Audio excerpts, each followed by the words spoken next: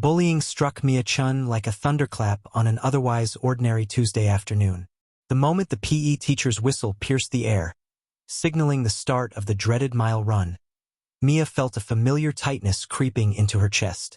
She'd explained her asthma condition to Coach Brennan at the beginning of the semester, had even submitted a doctor's note, but his response had been dismissive at best. "Everyone needs to participate, Chun. Just go at your own pace." Mia clutched her inhaler in her pocket as she lined up with the others on the outdoor track. The September heat pressed down, thick and oppressive, as 30 students shuffled into position. Vanessa Collins and her trio of followers, Taylor, Madison, and Kira, had already started their routine of exaggerated eye-rolling and whispers behind cupped hands. They'd made Mia their target since freshman year, for reasons that remained mysterious to her. Was it because she'd won the science fair that Vanessa had expected to dominate? Or simply because Mia's quiet nature made her an easy mark? $3 says Asthma Girl doesn't make it past the second lap. Mia overheard Vanessa's stage whisper to Madison, loud enough to ensure Mia caught every word. Madison's laughter cut through the humid air like a knife. The first lap wasn't so bad. Mia paced herself, staying toward the outside of the track, away from the competitive cluster in the center. Her breathing remained steady, if labored. She could do this. Just 3 more laps. She'd proven them wrong before. It was during the second lap that the wheezing started. Subtle at first, a slight catch at the end of each exhale, then progressively worse. The familiar panic began to rise as her airway constricted. Mia slowed to a walk, fumbling for her inhaler. "Look who's already quitting," Vanessa called out as she jogged past, her perfectly ponytailed hair bouncing with each stride.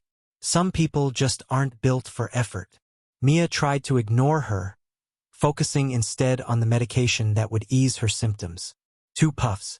Hold. Exhale slowly.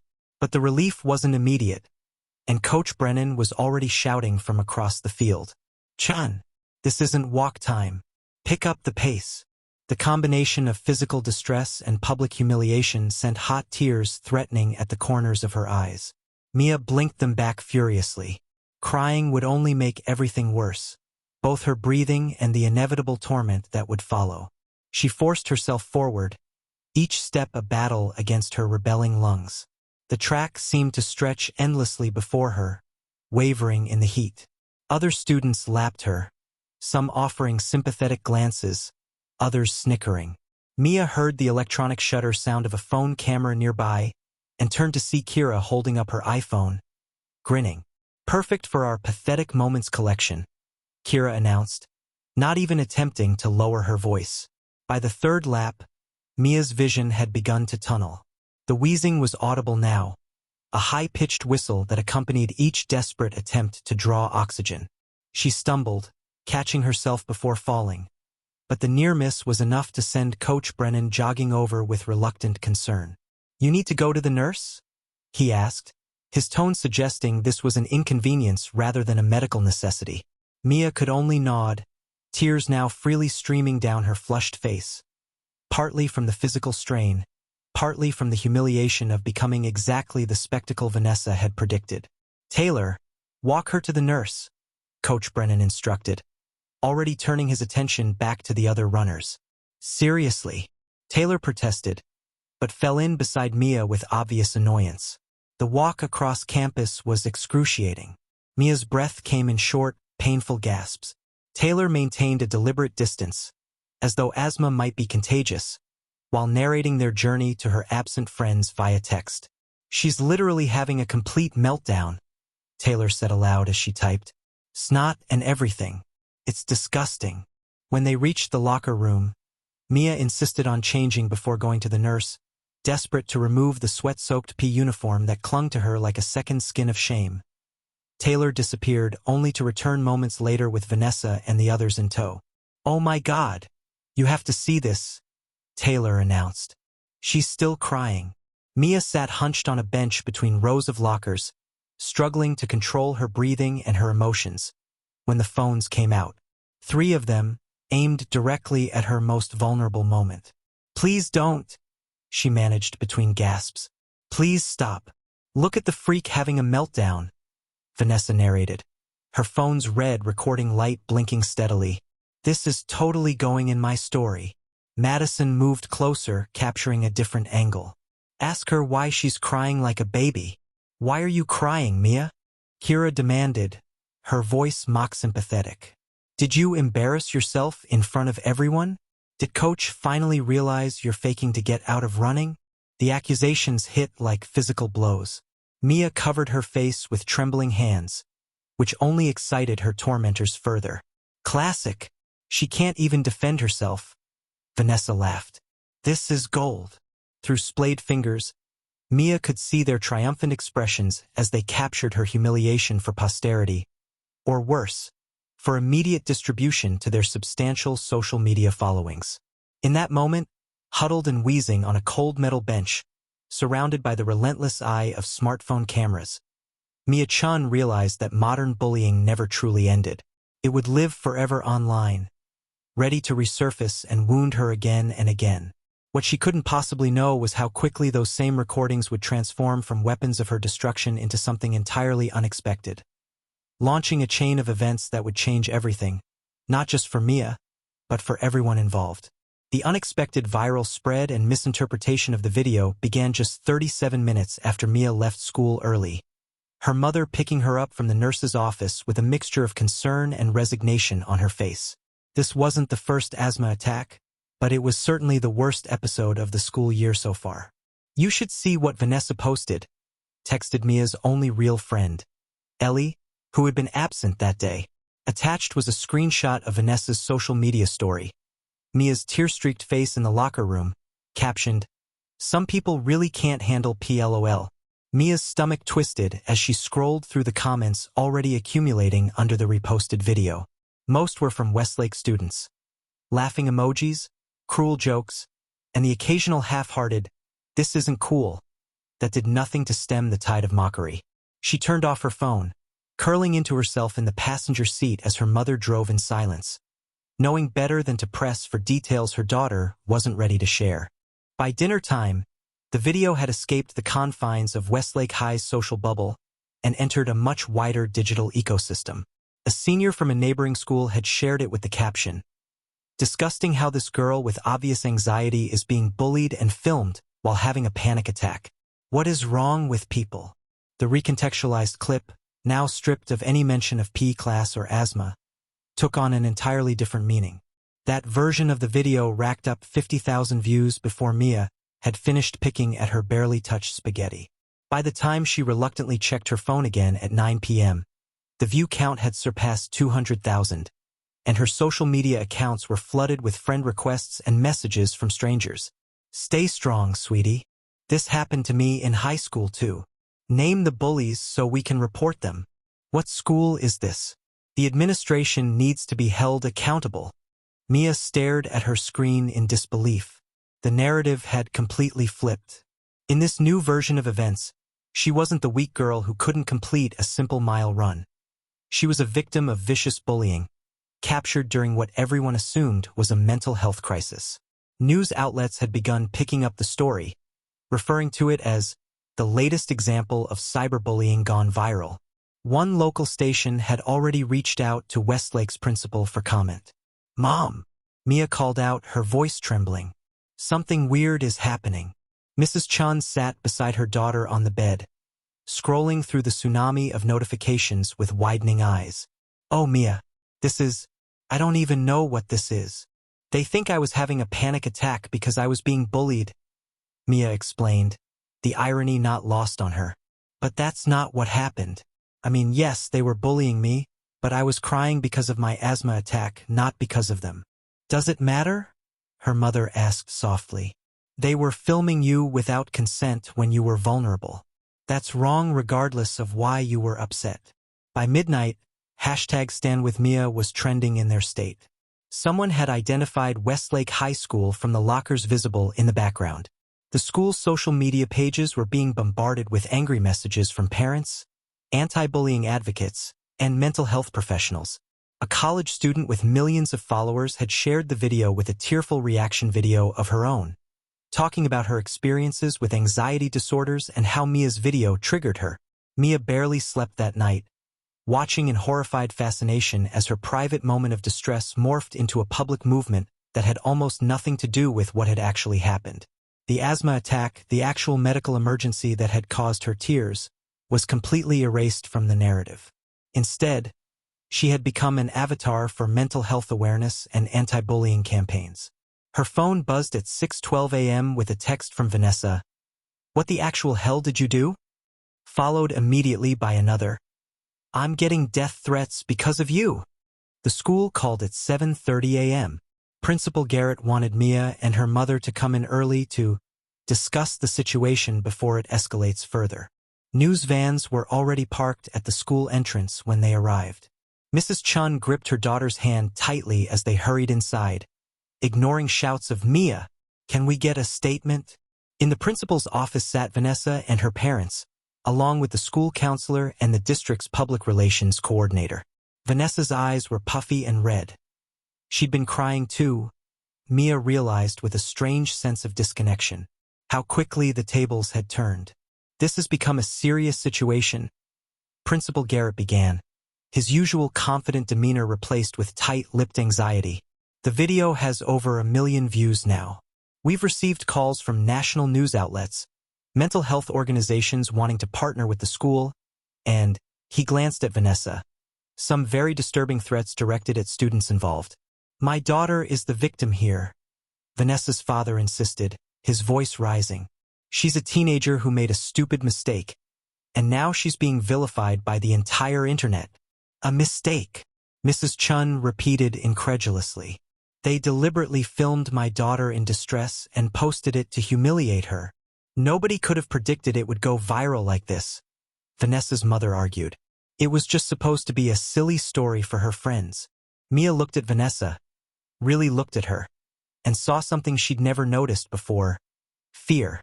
The girl who had tormented her for years was terrified, her carefully constructed social throne crumbling beneath her. In the harsh fluorescent light of the principal's office, with adults arguing around them, they were suddenly just two girls caught in a storm neither of them had anticipated or could control. "I didn't ask for any of this," Mia said quietly, but firmly enough that the adults stopped mid-argument. "I was having an asthma attack. That's why I was crying. And yes, Vanessa and her friends were bullying me, but I never wanted this." She gestured vaguely, encompassing the chaos that had erupted around them. "I don't want people threatening Vanessa. I don't want to be some hashtag. I just want to be left alone." The silence that followed was broken only by the distant sound of students arriving for the day, blissfully unaware that their school had become the epicenter of a viral phenomenon that had spun wildly beyond anyone's control. "Perhaps," the counselor suggested cautiously, "we could issue a joint statement clarifying what actually happened and asking for privacy for all students involved." But Mia knew it was already too late. The internet had decided what her story was, and the truth, messy, complicated, and far less dramatic than the narrative that had captured public imagination, would never spread as far or as fast as those 30 seconds of her tears had done. Outside the office window, she could see more news vans arriving. Her phone buzzed constantly in her pocket. Messages from strangers who thought they knew her pain, who had assigned meaning to her tears without ever asking what had caused them. The video had gone viral for all the wrong reasons, and there would be no putting that genie back in the bottle. The emotional aftermath and consequences unfolded over the weeks following what students at Westlake High had taken to calling the incident. The joint statement released by the school, carefully worded with input from both families' lawyers, did little to stem the tide of attention. Local news covered it for a few days, then national outlets picked it up for their obligatory segments on cyberbullying and teen mental health. In each retelling, despite efforts to clarify, Mia's asthma attack remained a footnote to the more compelling narrative of bullying and social media gone wrong. "I don't understand why they keep saying I had a panic attack," Mia complained to her therapist during their third session. Her parents had insisted on counseling after she'd refused to return to school for 5 days straight. "I've tried explaining it was asthma, but it's like nobody wants to hear that part." Dr. Winters nodded, her expression thoughtful. "Sometimes people latch onto the story they find most meaningful to them. A lot of people have experienced bullying or panic attacks, but fewer relate to asthma attacks. They're projecting their own experiences onto yours. But it's not their experience to tell, Mia insisted, frustration evident in her voice. They've made me into this symbol. Crying locker room girl. There are memes now. Someone made fan art. She shuddered at the memory of the stylized illustrations depicting her tear-streaked face with inspirational quotes overlaid. I hate it. I hate all of it. At school, the atmosphere had shifted dramatically. The administration had implemented mandatory digital citizenship classes and a strict no-phones policy in locker rooms and bathrooms. Vanessa and her friends had received 2-week suspensions, community service requirements, and mandatory counseling. Upon their return, they moved through the hallways like ghosts, subdued, isolated, and stripped of their former social status. The first time Mia encountered Vanessa alone after her return was in the second-floor bathroom during third period. The awkward silence stretched between them as they stood side by side at the sinks. My parents are making me transfer schools next semester, Vanessa finally said, her voice barely above a whisper. I've gotten so many threats. Someone doxed my family, posted our address online. Mia didn't know how to respond. Part of her, a small, vindictive part she wasn't proud of, felt Vanessa deserved some consequences. But not this. Never this. I'm sorry, she offered eventually. I tried to tell people to stop. Vanessa laughed bitterly. Yeah, well, turns out the internet hate machine doesn't really take requests. She turned to face Mia directly. I'm not saying I didn't mess up. What I did was cruel. But do you think I deserve what's happening now? The question hung in the air between them, heavy with implications. Before Mia could formulate an answer, the bathroom door swung open and both girls startled, suddenly aware of how private conversations were no longer truly private in their lives. At home, things weren't much better. Mia's parents had become overprotective, monitoring her social media accounts and screening her messages. Well-meaning relatives called constantly to check on her mental health, despite her repeated insistence that she was physically fine and just wanted things to return to normal. Her younger brother Ben, usually her ally, had become uncharacteristically distant. She found him one evening sitting alone in the dark, illuminated only by the blue glow of his laptop screen. "What are you doing?" she asked, flipping on the light. Ben quickly minimized his browser window, but not before Mia caught a glimpse of her own face, that same frozen moment of vulnerability that haunted her dreams. "You were watching it," she said flatly. "Why?" "I was reading the comments," he admitted, unable to meet her eyes. "Some kids at school have been saying stuff. I wanted to see what was true." The betrayal stung worse than she expected. "And you couldn't just ask me?" "You don't talk about it," Ben burst out. "You don't talk about anything anymore. You just hide in your room and pretend nothing happened. But it did happen, Mia. Everyone knows about it. Everyone's seen you. Like that." Tears welled in her eyes. Angry tears, not the frightened ones from the video. "You think I don't know that? You think I can forget for even 1 second that millions of strangers have seen me at my worst? That they think they know me because of 30 seconds of footage?" Her parents appeared in the doorway, drawn by the raised voices. Their concerned expressions only fueled Mia's frustration. She pushed past them and locked herself in her bedroom, drowning out their gentle knocking with music played too loud through headphones. The school counselor had suggested that addressing the situation publicly might help Mia reclaim her narrative. After weeks of consideration and careful preparation, she agreed to a single interview with a respected journalist who had written thoughtfully about social media ethics. The resulting article, Beyond the Viral Moment, The Real Mia Chan, was published exactly 1 month after the incident. In it, Mia spoke candidly about her asthma, about the years of casual bullying that had preceded that day, and about the surreal experience of watching her personal crisis transform into public property. She described the strange dichotomy of feeling simultaneously more visible than she'd ever been while also feeling completely unseen. Her actual experience erased and replaced with whatever story viewers projected onto her tears. "The hardest part," she was quoted saying, "isn't what happened that day in the locker room. It's that I no longer own my own story. Once something goes viral, it doesn't belong to you anymore. Everyone else decides what it means. The article sparked a smaller, more thoughtful wave of attention. Several educators and digital rights advocates reached out to invite Mia to speak at conferences and schools. Her parents were hesitant, but Mia surprised them by expressing interest. If I'm going to be crying locker room girl forever, I might as well try to make something good come from it, she explained. 6 weeks after the incident, Mia stood nervously before an auditorium filled with middle school students at a neighboring district. As she looked out at their young faces, some attentive, others bored, many already shaped by lives lived partially online, she took a deep breath and found her voice. Most of you have probably seen the video, she began, and noted the ripple of recognition that passed through the crowd. But today I want to tell you what happened before those 30 seconds and what happened after, because context is everything, and in a world of viral clips and quick judgments, context is what we're losing. As she spoke, she noticed Vanessa slip quietly into the back of the auditorium. Their eyes met briefly across the distance. Not as bully and victim, not as perpetrator and symbol, but as two teenagers bound together by an experience neither had anticipated and both were still learning to navigate. Later, as students filed out, Vanessa approached the stage where Mia was gathering her notes. "That was really good," Vanessa said, awkwardness evident in her rigid posture. "What you said about context, about how there's always more to the story than what fits in a viral clip." Mia nodded, unsure how to respond to this new, subdued version of her former tormentor.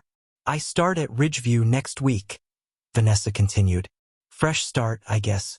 My therapist says I should try to make amends before I go. So, I'm sorry, Mia. Not just for filming you, but for everything before that too." The apology hung in the air between them, insufficient for the harm caused, yet significant in its sincerity. Mia thought about all the ways their lives had been altered by 30 seconds of footage, how a private moment of cruelty had spiraled into consequences neither could have imagined. "I accept your apology," Mia said finally. "And I'm sorry too, for what happened after. I never wanted you to get death threats or have to change schools." "I know," Vanessa acknowledged. "Turns out going viral is pretty terrible for everyone involved." They shared a small, surprising moment of connection. Two unwilling participants in a cautionary tale neither had asked to star in. As Vanessa turned to leave, Mia called after her. "Hey, Vanessa? That fresh start you mentioned? I hope it's a good one." Vanessa's smile was tentative but genuine. "Thanks. And Mia? What you're doing with all this, the speaking, the article, it's brave. Really brave." Walking home alone that afternoon, Mia reflected on how a single moment, captured and shared without context or consent, had altered the trajectory of multiple lives. The video would never truly disappear. It would always exist somewhere in the digital ether, ready to resurface and remind her of that terrible day. But perhaps, in telling her own story, the complete story with all its complexity and nuance, she could reclaim some small measure of control. Her phone buzzed with a notification. Another stranger had tagged her in a post about resilience and overcoming bullying. Mia sighed and kept walking, letting it go unanswered. Some days were harder than others. Some wounds healed faster than others. But step by step, she was learning to move forward, to be more than 30 seconds of tears, more than a viral moment misunderstood. She was learning to be Mia again, in a world that had briefly transformed her into something else entirely.